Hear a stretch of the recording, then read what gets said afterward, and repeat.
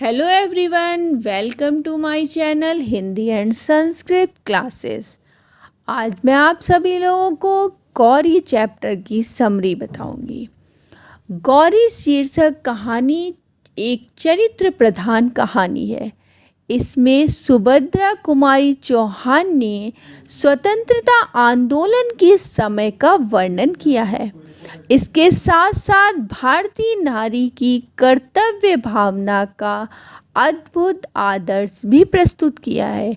गौरी का त्याग उज्जवल एवं प्रशस्त होने के साथ साथ उदात्त भी है।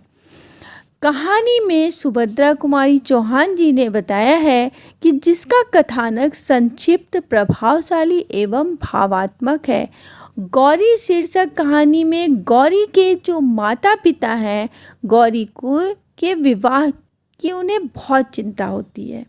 इसी संदर्भ में गौरी के पिताजी राधा कृष्ण गौरी के लिए वर देखकर कानपुर से जब लौटते हैं तो उनको परेशान देखकर गौरी बहुत दुखी होती है और लगता है कि अपने माता पिता की परेशानी का कारण वही है। तब कुंती गौरी की माँ राधा कृष्ण जी से परेशानी का कारण पूछती है तो वो बताते हैं कि जो लड़का वो गौरी के लिए देखकर आए हैं वो लड़का नहीं, 35-36 साल का आदमी है और उसके 2 बच्चे हैं। वह बच्चों के कारण ही शादी कर रहा है। अगले इतवार को वो गौरी को देखने आ रहा है।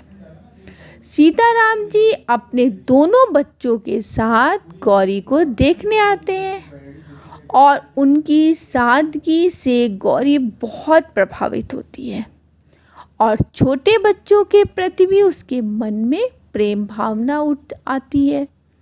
तभी राधा कृष्ण जी का मन गौरी के रिश्ते को लेकर उदास ही रहता है। उनका मानना था कि यह उनकी बेटी की तो दूसरी शादी नहीं है, वो तो अपनी बेटी की पहली शादी करने जा रहे हैं, इसलिए वो दुखी रहते हैं।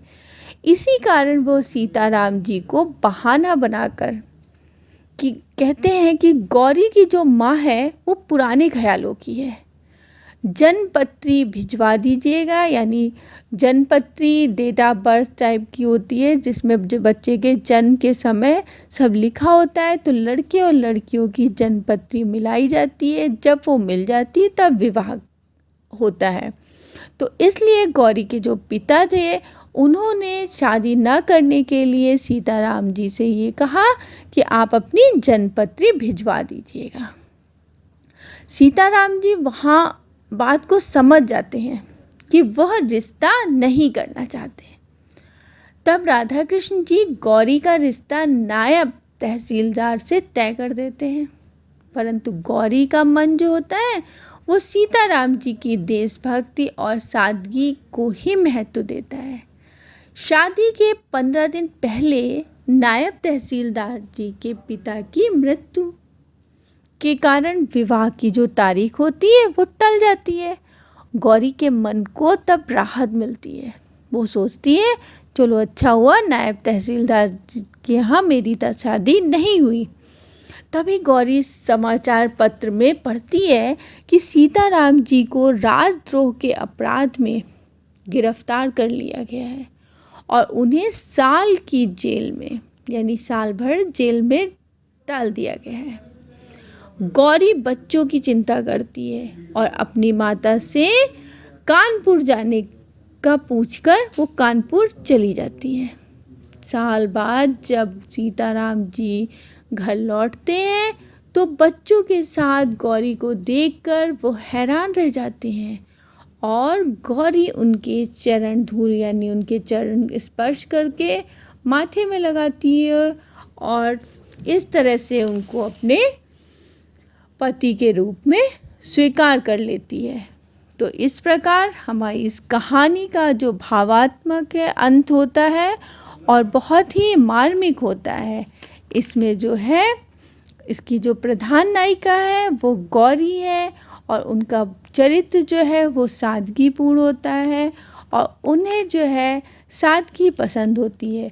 तो यहाँ पे इस कहानी में विशेषता यह बताई गई है कि जो गौरी के चरित्र का नाम पर ये पूरी कहानी लिखी गई है वे सार्थक एवं समीचीन है।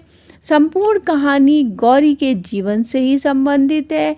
कहानी के आरंभ में गौरी के माता पिता उसकी शादी के लिए चिंतित हैं, उसके लिए योग्य वर की तलाश करते हैं, लेकिन गौरी को सीताराम पसंद आते हैं क्योंकि वो एक स्वतंत्रता सेनानी से शादी करना चाहती है और एक सादगीपूर्ण इंसान के साथ अपना जीवन व्यतीत करना चाहती है। तो ये हमारी आज की समरी है।